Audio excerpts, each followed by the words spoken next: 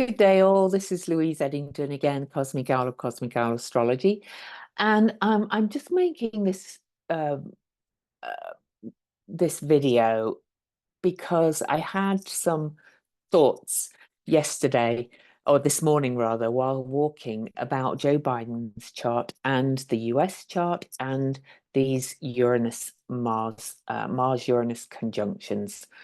So on the Mars-Uranus conjunction video that I made for the one coming up on July the 15th, I did mention, and you will hear an awful lot of people going, oh, that's kind of really going to take him out, that Mars-Uranus is opposing his sun and it's conjunct Algol. So I did a little Algol, the losing your head kind of star. And I had some thoughts. Biden has had Algol opposing his sun his whole life. And yes, this is different because Mars and Uranus are conjunct and opposing his 12th house sun. But to my mind, this is really emblematic of kind of this witch hunt against him because the 12th house, I have a 12th house sun.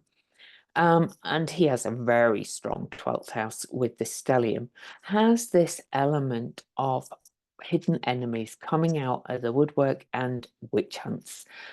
And with it opposing his energy, I kind of feel like it's other people losing their heads somewhat. So anyway, that's kind of the first thought. Now then, I did want to look back at the previous so I'm going to go back to the first conjunction in Taurus, which was on his inauguration day. So he was inaugurated on January the 20th, 2021. And Mars and Uranus met at 6 degrees Taurus, pretty close to his moon, by the way, as well. Not got the exact inauguration time because I'm basing this on the conjunction. Now, admittedly, this would have been in a different house, but really because he has such a strong stellium, this was still opposing really his Mars. All of this Taurus energy always opposes his Mars, right? And he's born very close to a full moon like me, so I'm used to these oppositions myself, so I kind of feel into this. Now, this one was square to his Pluto. It was opposing Jupiter. Jupiter is his ruling planet, so we had all of that happening. He rose to prominence, Pluto in Leo, with this squaring him. He promised to kind of, what was his thing about saving the soul of America or something, and that's very kind of, you know, uh, getting rooted in our values and things like that. That's a kind of message. Again, I'm not giving an opinion about it here, so don't come at me with your personal opinions about Joe Biden, because unless you are a medical professional, we really do not know what's going on there. But anyway, so that was my first thought. These Mars-Uranus conjunctions have been pretty powerful for him. Then we had another one on August the 1st, 2022, which was North Node in the sixth house, Mars-Uranus conjunct, and all this was opposing his Mercury. And, that was in 2022 was when we were heading in the supposed red wave, because that was the midterms. This was just before the midterm elections, almost the same amount of time before. And guess what? There was no red wave. All the polls were wrong. Biden deflects that Medusa energy. To quote one of my wonderful astrologer friends, who's a big Biden fan, she has always said, never underestimate a Scorpio rising. And he is tough. He can stay the course. Now, this one was on the with the South Node on his Mercury, kind of saying deflect the hidden enemies and move towards the sixth house, which is very much service and how you serve.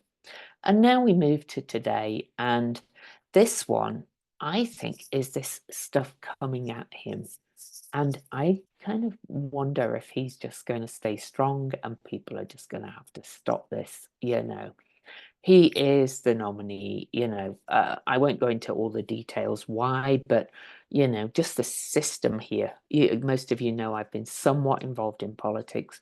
The system here in the US makes it really difficult to switch horses at this point for multiple reasons. So anyway, and I'm quite surprised that fellow politicians are calling for this when they know that ballot access will be difficult for a new candidate unless he hands over to Kamala Harris, who's already on the ballot. But it's also going to cause division and things in the Democratic Party. So whether you're a fan or not, that is a fact. But also look at this when we have this Mars-Uranus conjunction coming up. Okay, the sun is on his 8th house, Jupiter. And remember, Jupiter is his ruling planet. And that is digging deep into your inner resources. And he's very scorpionic anyway, and very able to dig into resources to kind of show his strength. So, well, there's all of that kind of sort. Then I also quickly thought I would look, because I had this thought when I was doing it that he's had a tragic life in many ways, because on December 18th, 1972, there was the accident that killed his first wife and his infant daughter. Now, this was bad. You know, look at all this Scorpio on his Scorpio, not opposing his Scorpio, but opposing that Algol. And Algol, it said, you know, kind of reflects things. And you could say, I mean, we don't know. Well, I don't know. I've never read the details. What happened in that accident? Was there something to do with the heads? Was there head injury or something? Because of that lose your head aspect of Algol. And then I looked at Bo. Bo, his son, who died from glioblastoma, which was the same kind of tumor that my father died of. So I'm very aware of what that's like. And that's the head too. It's brain cancer, right? Losing your head. So you can't make these things up. So I looked into a bit of history, and first I looked at when he was diagnosed, and Bo was diagnosed in 2013, but I don't know the date.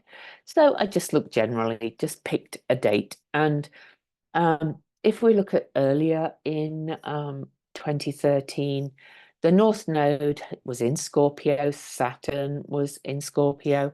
So I won't be surprised if, again, transits on his 12th house planets by conjunction kind of brought up his worst fears in a way, if you like, losing this beloved son of his who he obviously was adored. He's such a family man, whether you don't like him or not.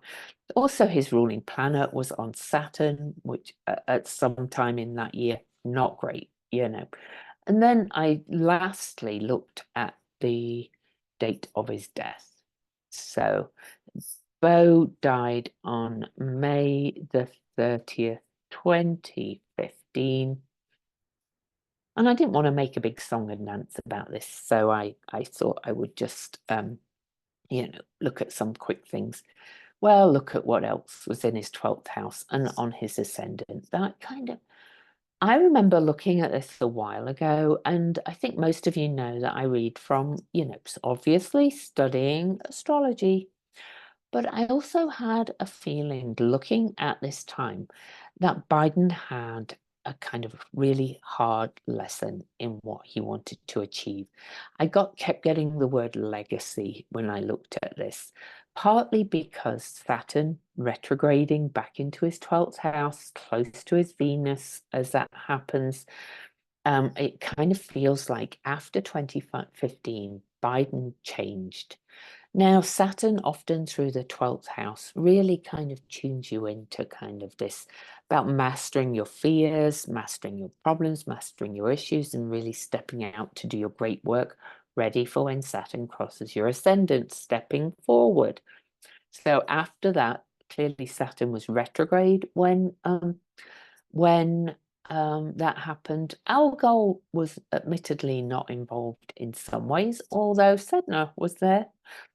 And that's often a spiritual destiny through crisis, according to dwarf planet. Oh, I can't remember his name. Alan, somebody who studies the dwarf planets and wrote a book on Sedna. But anyway, but also I notice, right? So look at this, Mars, and he's very Martian because of that, because of all that Scorpio. One of his the traditional ruler of Scorpio, not his ruling planet, but Mars, Mercury, and the Sun were on his Saturn. It feels like he developed this determination to leave this legacy. And Venus was on his ruling planet, Jupiter, in the 8th house of death.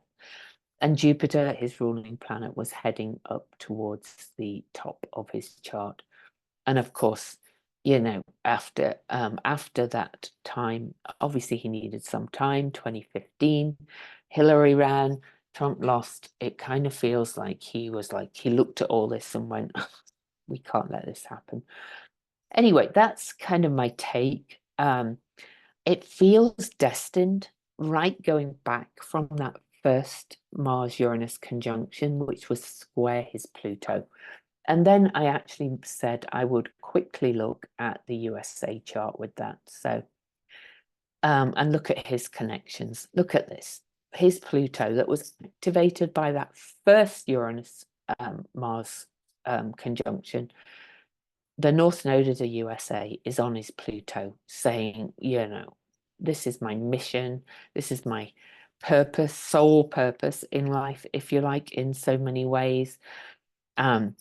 Anyway, yeah, that's one of them that I looked at.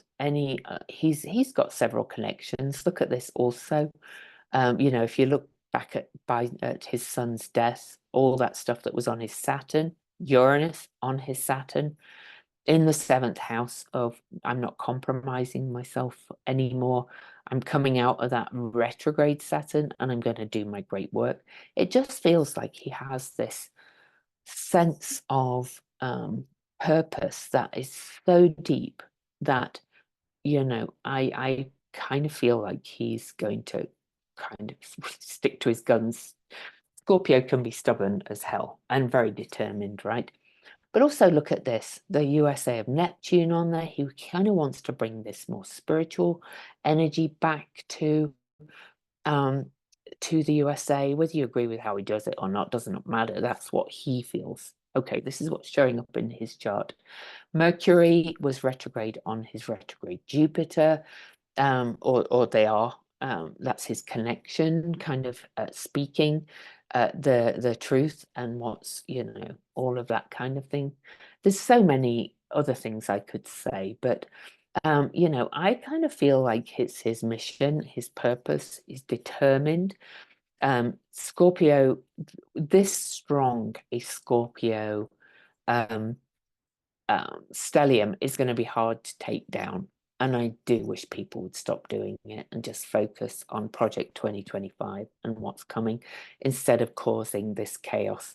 Not to mention, by the way, well, I'm not going back to it, but the Mars-Uranus conjunction with Algol, this one at 26 degrees Taurus is also square his Chiron up here in the 9th house. He feels like he's the one to heal this big wound we've got in the US. Doesn't matter whether you agree with him, he feels that he is. He feels that he's the person for the job, which is why he's saying that in the interviews. Anyway, just you know, some thoughts. I'm sure I'll have more, but you know, it seems like we're in this crisis, and he had a terrible debate. Don't get me wrong. And maybe he does have some cognitive decline. He's 81, but so does the other one. But nobody's proved that he actually has dementia or Alzheimer's or things. You know, he was clearly sick in the debate. He was clearly still sick in the interview with Stephanopoulos because his voice was really bad still. And then a few days later, he did speeches where his voice was back to strength again. I don't know if anybody's ever had a really bad cold. You know, it can take a while to recover, and it takes longer when you're 81. So I'm not really trying to defend him. I'm just trying to look at the energies, all right, and feel that, you know, I kind of feel like there may be some truth that he was just really sick, and it kind of took out his capacities a bit because it's harder when you're 81. Does that mean he can't do the job? I am not qualified to say that, and I don't think anybody else is by just one meeting. But the media and the frenzy and the witch hunt has just piled up, and it's insane.